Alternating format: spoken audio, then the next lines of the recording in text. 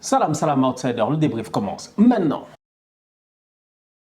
Le Cameroun l'emporte aujourd'hui 2-1 face à l'Algérie à Tchaker. Sincèrement, on va être très sérieux. Les Algériens n'avaient jamais perdu chez eux depuis 2004. Depuis 2004, si je ne me trompe pas, ils étaient imbattables, je dis bien, chez eux, dans le stade Mustapha Tchaker. C'est un stade qui est normalement, je dis, une forteresse. Normalement, quand l'Algérie te reçoit là-bas, tu es voué à perdre ou tu es voué à être éliminé. Les Camers sont arrivés à Tchaker et en toute honnêteté, on va être très sérieux. La climatisation qu'ils ont installée à la 124e minute, elle est extraordinaire. Franchement, elle est extraordinaire. Dans l'histoire, je dis bien, des qualifications, ça faisait des années et des années qu'on n'avait pas vu ça. Les Algériens, aujourd'hui, ils n'ont pas démérité. Le match a été compliqué. Il fallait s'y attendre. Il fallait s'y attendre. La victoire 1-0 face au Cameroun à l'extérieur, là-bas à Djapouma, était déjà, je dis bien, un prémisse de nous dire que le match retour sera compliqué. Les Camerounais sont très bien rentrés dans cette rencontre-là. Ils ont marqué très très tôt. Ils nous ont surpris, je dis bien nous tous. Pourquoi? Parce que le gardien algérien qui a été excellent durant tout le match. Il a été excellent durant tout le match, Mboli. Franchement, il a été excellent. La seule faute de main qu'il fait, il la paie cash. Les Camers ouvrent le score. Choupo-Moting qui avait décidé de prendre sa retraite internationale après la Coupe d'Afrique il n'y a même pas quelques semaines en disant qu'il ne reviendrait pas tant que le coach ne serait pas changé. Eh ben c'est ce Choupo-Moting là qui ouvre le score aujourd'hui face à l'Algérie. En fin de match, je dis bien, après l'égalisation des Algériens, après la qualification des Algériens, parce que quand les Algériens ils égalisent, on pense tous qu'ils sont qualifiés. On pense tous qu'ils sont qualifiés. Le but des Algériens à la 120e minute est un but libérateur. Toute l'Algérie est libérée. Le stade est libéré, tu es devant ta télé et tu te dis c'est terminé, les carottes sont cuites, les Algériens vont partir au Qatar. 124e minute, Toko Ekambi. Le long ballon, toi-même, tu ne comprends pas. Un coup franc de Desperados, je dis bien, et le ballon finit dans les buts. Sincèrement, aujourd'hui, les Camerounais nous ont montré que impossible n'est pas camerounais. Ils ont eu l'occasion de me le dire plusieurs fois au courant de la Coupe d'Afrique quand j'étais chez eux. Eh ben, aujourd'hui, ils nous l'ont montré visuellement. Gagner à l'extérieur face à l'Algérie, chez eux, en Algérie, en sachant pertinemment la force et la confiance avec laquelle cette équipe-là, elle roule depuis quelques années, pouf. J'avais même oublié que j'avais enlevé mes écouteurs. Tellement j'étais dans le match en fait. Depuis tout à l'heure, je ne comprends pas ce qui se passe. Je ne comprends pas ce qui s'est passé. Je ne peux pas vous expliquer ce match-là. Je ne peux pas vous l'expliquer. Il y a des matchs qui sont facilement débriefables. Tu te dis, voilà ce qui s'est passé à gauche, à droite. Non. Dans ce match-là, sincèrement, à mon humble avis aujourd'hui, quand tu vois la fin du match, la manière à laquelle les Algériens, ils ont poussé, ils ont même marqué. Slimani a claqué son but. Malheureusement, c'est une main. Évidemment, on est allé à la VAR et le but a été annulé logiquement. C'est-à-dire que les Algériens, ils ont tout donné. Mais les Camers, mais c'est des malades. C'est des malades. Ils n'ont jamais abdiqué. Ils sont restés concentrés. Les boys au milieu de terrain ont été excellents. La bataille au milieu de terrain a été difficile. Ngade en défense centrale, franchement, il s'est géré.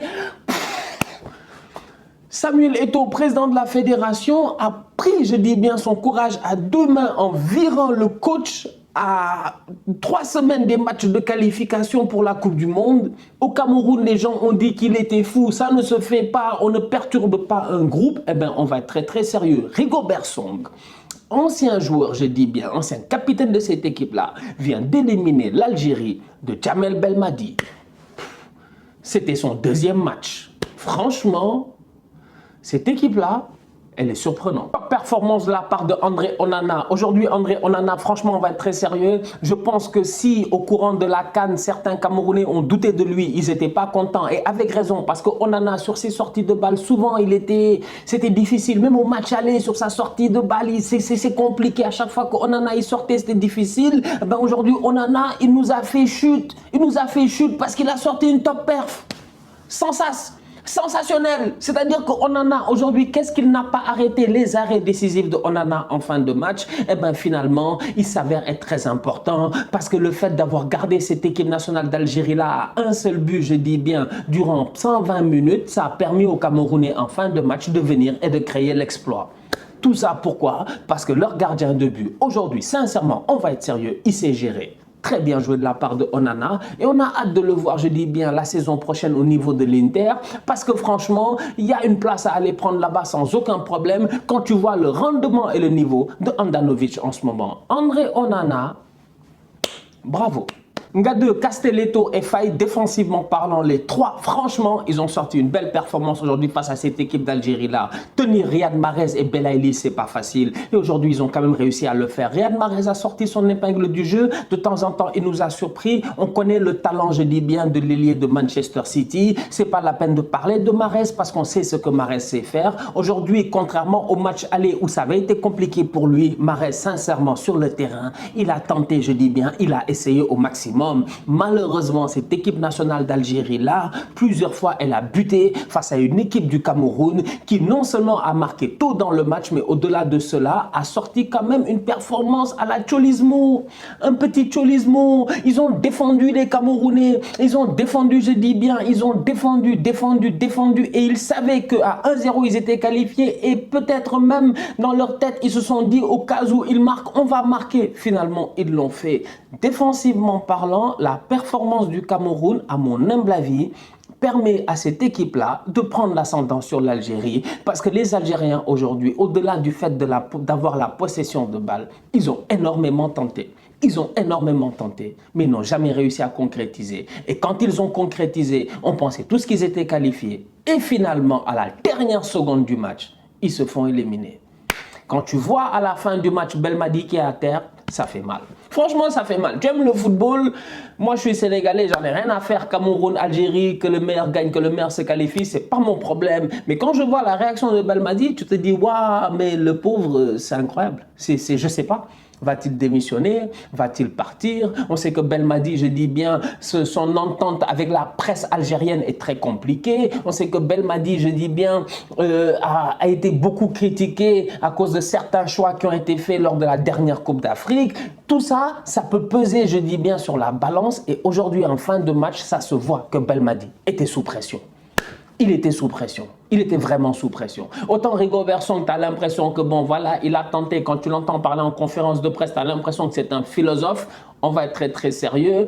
Belmadi, il était vraiment sous pression. Et la pression, finalement, j'ai l'impression qu'elle l'a bouffé de l'intérieur. Et il est sous pression depuis la Coupe d'Afrique des Nations. Il voulait performer, il avait à cœur de performer, il avait à cœur de qualifier son pays. Mais malheureusement, il est tombé sur des camères.